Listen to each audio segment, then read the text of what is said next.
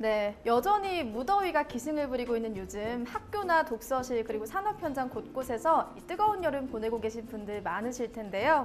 요즘 같은 날씨에는요, 한낮의 무더위를 피해서 저녁 무렵에 강변이나 산책로에서 가벼운 운동하시는 분들도 쉽게 찾아볼 수가 있습니다. 실제로 지난해 우리나라 성인의 약 57%가 체중을 줄이거나 유지하기 위한 노력을 했다라는 실험 결과가 있을 만큼 이제 다이어트는 더 이상 여성들만의 전유물이 아닌데요. 남녀노소 할 것 없이 건강에 대한 관심이 높아지면서 운동 동영상이나 운동 의류, 운동 기구에 대한 다양한 산업들도 호황을 띠고 있고요. 우리나라 국내 다이어트 시장이 7조 6천억 원에 이르렀다고 합니다. 그래서 오늘 이 시간에는요, 건강과 취업 두 마리 토끼를 잡아야 하는 우리 청년들을 위해서 손쉽고 재미있는 트레이닝의 세계를 알려주실 분을 모셨습니다. 이미력 대표님을 큰 박수로 모셔볼게요. 안녕하세요. 안녕하세요. 안녕하십니까. 트레이너 이미력입니다. 네, 대표님 오늘 어떤 강연 들을 수 있을까요? 네, 오늘 첫 강에서는 이제 저희가 헬스 트레이너를 많이 접할 수 있는데요. 그 트레이너가 어떻게 되는지, 그리고 자격증 뭐가 필요한지, 그리고 어떻게 해야 트레이너로서 성공할 수 있는지 간략하게 안내와 강의를 할 예정이고요. 두 번째 강의에서는 뭐 취업을 준비하시거나 사무를 보시거나 집에서라도 운동을 쉽게 실천할 수 있는 노하우를 안내해 드리도록 하겠습니다. 네, 요즘 운동에 대한 관심이 높아지다 보니까 트레이너에 대한 직업적 관심도 높아지는 것 같아요. 그렇죠. 네. 그래서 제가 이제 트레이너로 입문하기 전보다 이제 트레이너가 되기가 좀 체계적으로 됐고요. 또 이제 대학교에서도 많은 학과에서 전공을 하고 있고, 그리고 많은 일반 회원님도 많이 관심을 갖고 계시더라고요. 네, 오늘 좋은 강연 잘 부탁드리겠습니다. 네, 감사합니다. 네, 생각이 흐릅니다. 청산유수 이미력 대표님의 강연을 박수로 청해 보겠습니다.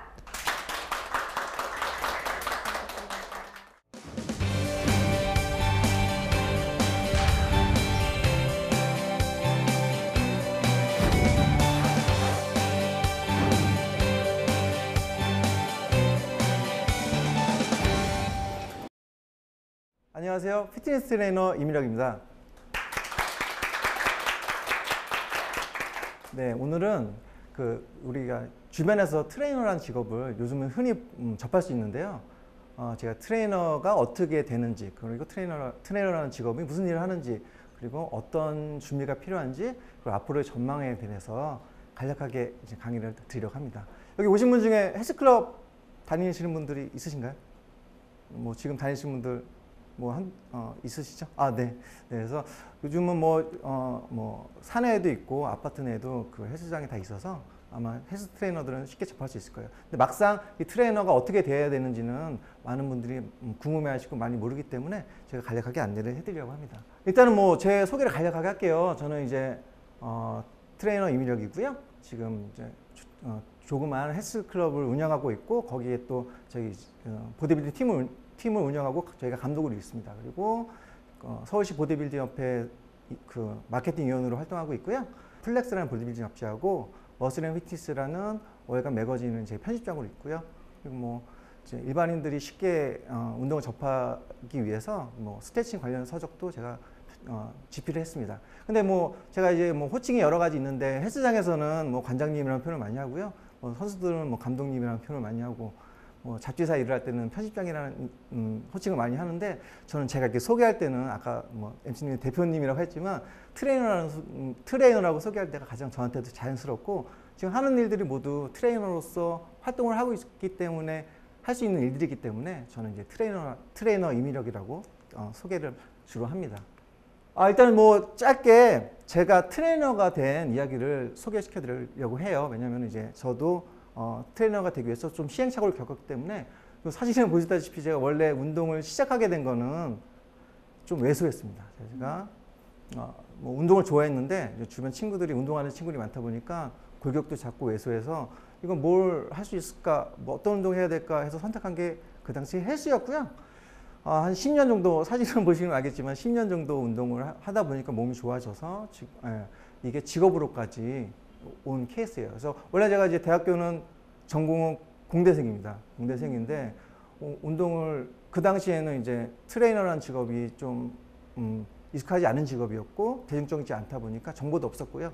그래서 뭐 막연히 그 직업을 선택할 수 없었고, 그래서 제가 대학교를 졸업을 하고 공무원 생활을 먼저 하다가 운동에 대한 열정을 포기할 수 없어서 계속 알아보다가 지금의 트레이너로서 직업을 갖고 지금은 이쪽 업계에서 일을 하고 있는 거고요. 그래서 그러면 일단 이제 트레이너라는 직업이 어떤 직업인가? 여러분들이 잘 알고 계시다시피 뭐 헬스장에서 가장 많이 만날 수 있는 직업이 바로 트레이너죠. 그래서 뭐 일반 회원님들 다이어트를 지도를 해주거나 아니면 몸을 만들고 싶으신 분들 뭐 근육을 어떻게 만드는지 요즘 또 일반인들도 뭐 바디 프로필 같은 거 많이 찍고 뭐 일반 피트니스 대회도 많이 출전하기 때문에 거기에 대해서 조언도 하고 식단도 짜주고 운동 프로그램도 만들어주고 이런 일을 하는 게 일반적인 트레이너인데 특히 이 트레이너라는 직업이 생각하시는 것보다 범위가 굉장히 넓습니다. 그래서 아까 말한 헬스 트레이너도 있지만 요즘에 인기 있는 1대1로 강의하는 퍼스널 트레이너 분도 있고요. 그리고 이제 몸이 좀 다치시거나 뭐 이런 분들이 재활이 필요하면 재활 트레이너들도 있습니다. 그리고 뭐 이제 당뇨나 뭐 고혈압 이런 환자분에게 운동으로 질환을 개선시킬 수 있는 운동 처방사도 있고 엘리트 선수들 뭐 골프나 수영이나 야구 선수들을 위해서 거기에 특화된 트레이닝하는 그 선수 트레이너들도 있고요. 그래서 실제로 우리가 말하는 트레이너의 범주는 굉장히 넓습니다. 근데 우리가 지금 일반적으로 말하는 거는 이제 헬스 트레이너가 가장 보편적인 트레이너라고 할 수 있죠. 근데 이런 트레이너가 많은데 트레이너가 어떻게 하면 될 수 있을까라는 분들 질문을 많이 받아요. 나는 트레이너가 되고 싶은데 이거 어디 뭐 대학교를 전공을 꼭 해야 되는지 아니면 뭐 무슨 자격증이 필요한지 아니면 어떤 교육기관이 있는지 그래서 제가 트레이너가 어떻게 될 수 있는지에 대해서 일반적인 기준에서 간단하게 말씀드리려고 해요. 그래서 가장 대표적으로 흔히 트레이너가 되는 가장 쉽다기보다는 가장 일반적으로 많이 하는 방법이 이제 대학교에서 전공 과목으로 전공을 하는 방법이겠죠. 그래서 뭐 각 대학교에 체육학과도 있고 레저 스포츠학과, 뭐 사회체육학과, 그리고 건강관리학과 등 이름은 다르지만 커리큘럼은 거의 비슷하기 때문에 여기를 졸업하신 분들이 트레이너로서 많이 직업을 갖는 편입니다. 그리고 대부분 이제 보디빌더라든지 뭐 기타 뭐 수영 선수라든지 이렇게 엘리트 선수로 활동했던 선수분들이 은퇴를 하거나 이제 나이가 들어서 해당 종목 내지 헬스 트레이너로 전향하신 분들 많이 계세요. 그리고 이게 전공을 안 하신 분들도 교육기관이 요즘 많이 있습니다. 그래서 트레이닝 아카데미를 수료하셔서 경력을 쌓고 트레이너가 되신 분들이 있는데 뭐 대표적인 거는 이제 대한 보디빌딩 협회에서 운영하는 코치 아카데미가 있고요. 그리고 뭐 전직 보디빌더나 미스터 코리아 분이 운영하는 머슬 아카데미, 피자프 같은 그런 사설 단체들이 많이 있습니다.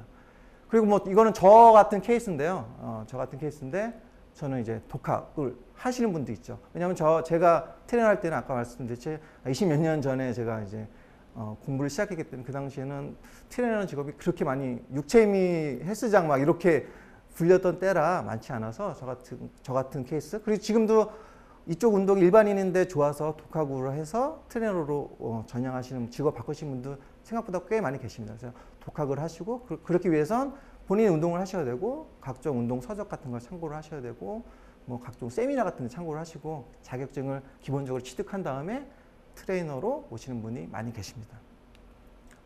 그러면 이 트레이너도 운전면허처럼 기본적으로 누구를 지도하는 거기 때문에 자격증이 필요해요. 근데 자격증이 종류가 많지만 가장 국가에서 공인하는 자격증이 있습니다. 그래서 가장 기본적인 게 국가 공인 자격증을 취득하는 게 첫 번째 단계라고 할 수 있어요. 트레이너가 되기 위해 첫 번째 단계로는 국가 공인 자격증을 취득을 해야 돼요. 그래서 국가 공인 자격증도 종류가 굉장히 많습니다. 그래서 전문 스포츠 지도자는 자격증은 주로 엘리트 선수들, 뭐 골프, 피겨 스케이팅 이 선수들 종목별로 가르쳐 주는 수 있는 자격을 취득하는 지도사 자격증이고요. 그리고 이제 두 번째가 생활 스포츠 지도자 자격증이 생활체육, 일반인들을 지도할 수 있는 자격을 주어지는 그런 자격증이에요. 그래서 피트니스 트레이너라 그러면 통상적으로 생활 스포츠 지도자 자격증을 취득하셔야 돼요. 그리고 1급과 2급이 나눠져 있는데 그거는 이제 그 경력이라든지 그리고 그 문제 난이도에 따라서 1급, 2급이 나눠져 있지만 2급만 취득하셔도 법적으로 트레이너로서 활동을 할 수 있습니다. 그리고 이제 그 밖에 이제 장애인 스포츠 지도사 자격증이 있고요. 이건 이제 장애인들을 위해 좀 특화된 자격증. 그리고 이 공인 자격증 중에 제일 좀 난이도가 높은 자격증인데 건강 운동 관리사라는 자격증이 있어요. 이거는 우리가 흔히 말하는 운동 처방사입니다. 그래서 국가에서 인정해 주긴 자격증이기 때문에 저거는 대학교 전공자들만 시험을 볼 수 있는 거라서 일반인들은 조금 따기가 어려운 자격증이에요. 그리고 만 3세 이상 청소년들을 지도할 수 있는 유소년 스포츠 지도사가 있고요. 요즘에 이제 노인 인구가 늘어나잖아요. 이것도 좀 각광받는 자격증인데 노인 스포츠 지도사 자격증이 또 따로 있습니다. 그 외에는 이제 아까 말한 교육기관에서 발급하는 사설 스포츠 자격증이 있고요. 아까 말씀드렸지만 기본적으로 국가공인 자격증이 가장 기본적이기 때문에 이거는 꼭 취득을 하셔야 트레이너로서 첫 단계를 밟을 수 있는 자격이 생깁니다. 그러면 이 스포츠 지도사 자격증은 어떻게 취득을 하느냐? 뭐 운전면허랑 거의 비슷해요. 운전면허도 우리가 필기를 보고 실기를 보고 연수를 받죠. 똑같습니다. 이것도 필기를 보고 실기를 보고 연수를 받아요.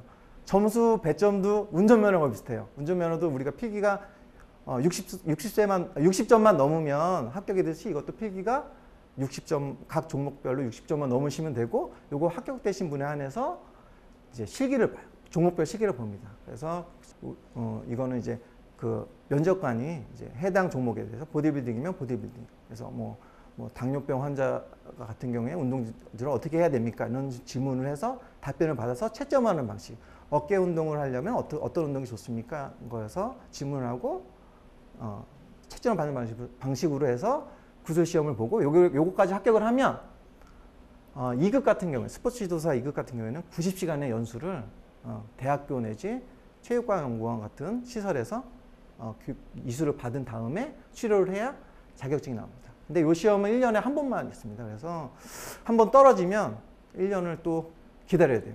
저도 한 번 떨어졌어요. 저도 이제 공부를 나눈 데 했는데 그 당시 지금은 관련 서적도 많고 교육기관도 많은데 독학으로 할 경우에는 범위가 넓다 보니까 떨어질 수 있습니다. 그래서 요거를 준비하시는 분이라면 뭐 관련 서적이라든지 아니면 관련 교육기관을 이수를 하셔서 보시는 게 굉장히 합격률이 높다고 제가 말씀드리고 싶습니다.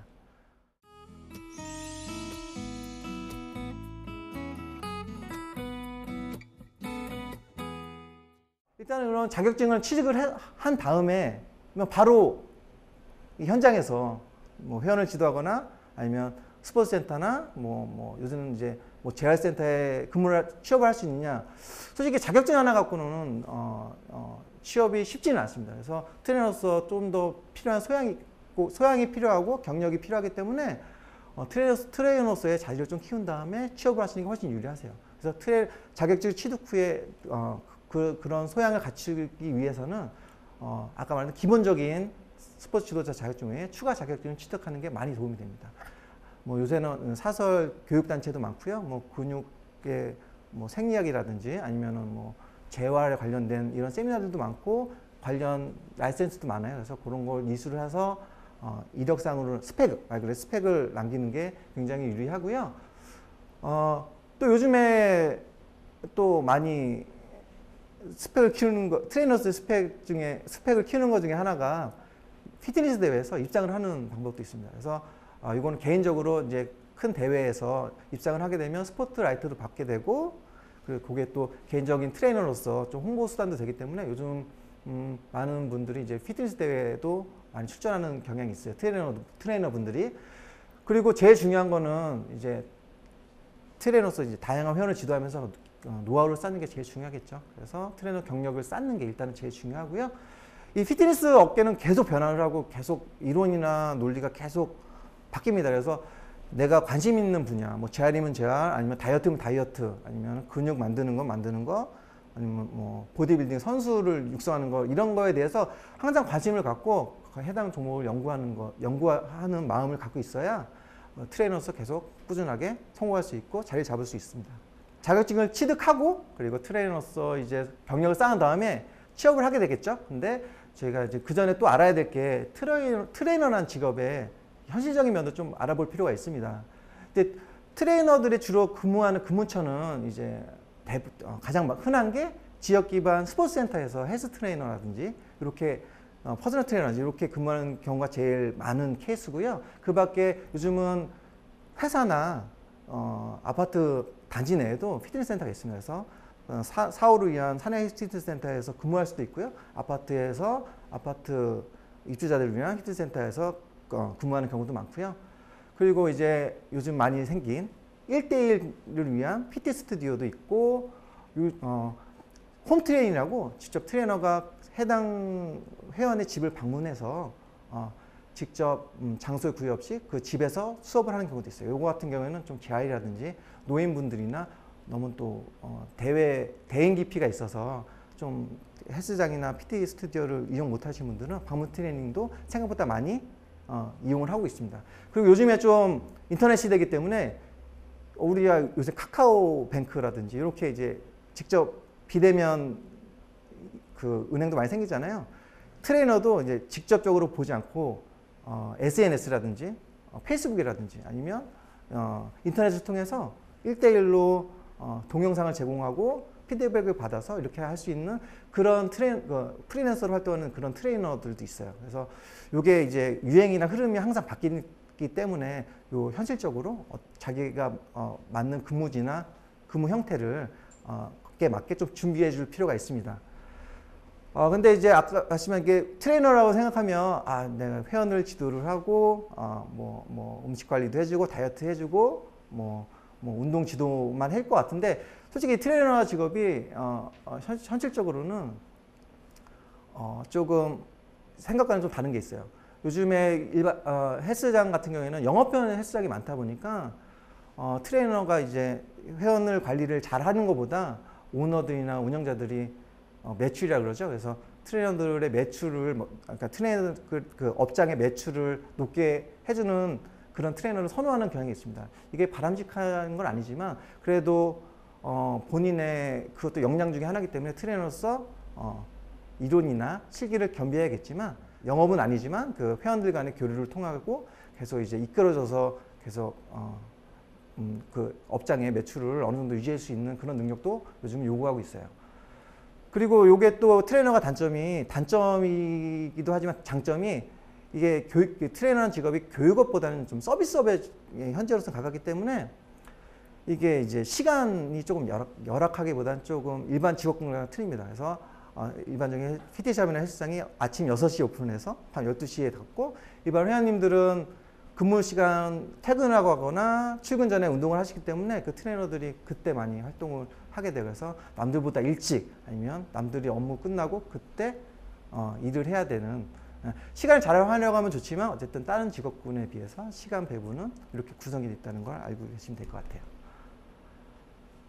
그래서 이제 트레이너로 취업을 해서 자격증을 땄고 취업을 해서 이제 트레이너로서 성공을 하기 위해서는 무엇을 해야 되느냐.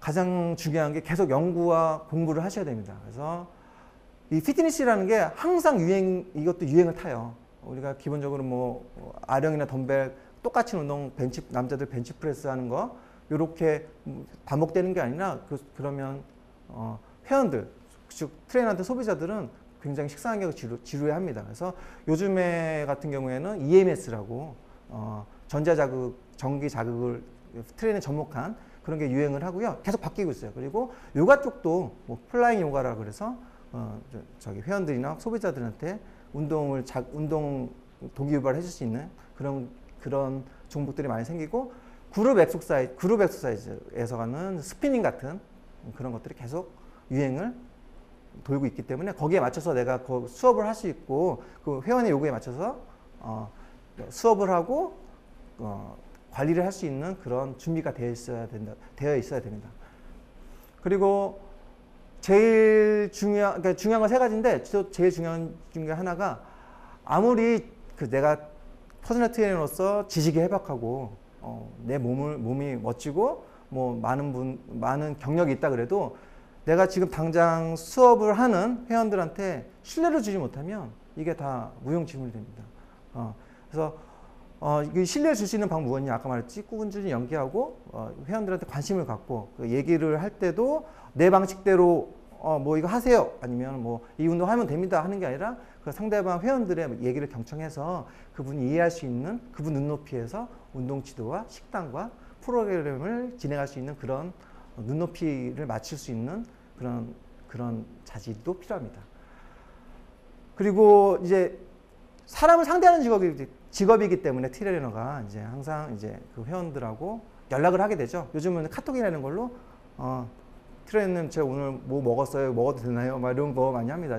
이렇게 운동회뿐 아니라 이렇게 하다 보면 개인적인 이야기 이런 것도 많이 하게 되죠. 뭐 이 트레이닝이라는 게 운동하고 먹는 거가 중요한 게 아니라 어쩌면 이 사람의 개인적인 생활 패턴도 파악하는 게 굉장히 중요해요. 그래서 뭐 이 사람의 고민도 알아가서 운동할 때 더 힘을 북돋아 준다든지 내 고민 있어서 과식했던 거에 대해서 뭐 압박하는 게 아니라 이해를 해준다든지 이런 게 굉장히 중요한 일입니다. 그래서 우리가 뭐 주치의가 있지만 이제 트레이너로서는 아까 여기 주치 트레이너라는 표현을 제가 쓰고 싶은데 주치 트레이너로서 그 회원을 꾸준하게 관리하고 인연을 계속 맺어가는 게 중요하고 그게 트레이너로서 성공할 수 있는 가장 기본적인 자질이라고 생각을 합니다.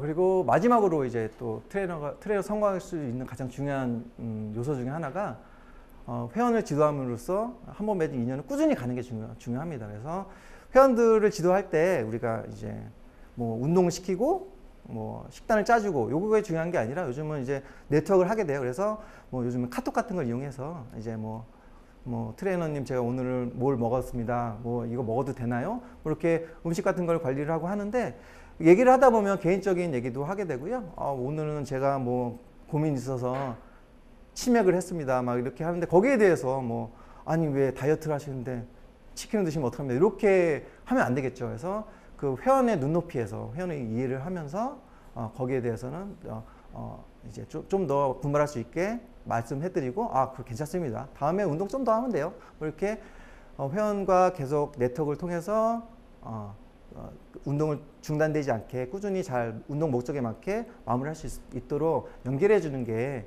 트레이너로서의 가장 중요한 요소 중에 하나입니다.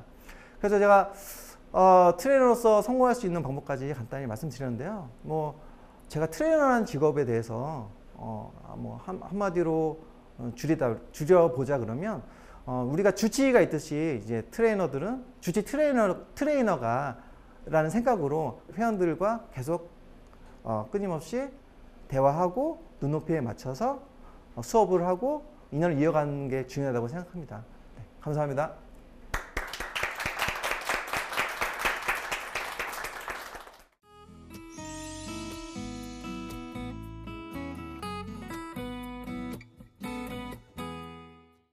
네, 오늘 강연을 통해서 트레이너를 꿈꾸고 계신 분들에게는 정말 도움이 되는 시간이 아니었나 싶은데요. 아까 되게 시간적인 여유가 없어서 트레이너로서 좀 어려운 점이 있다라고 하셨는데 시간적인 것 말고도 좀 어렵게 느껴지는 점들이 있으실까요? 일단은 이제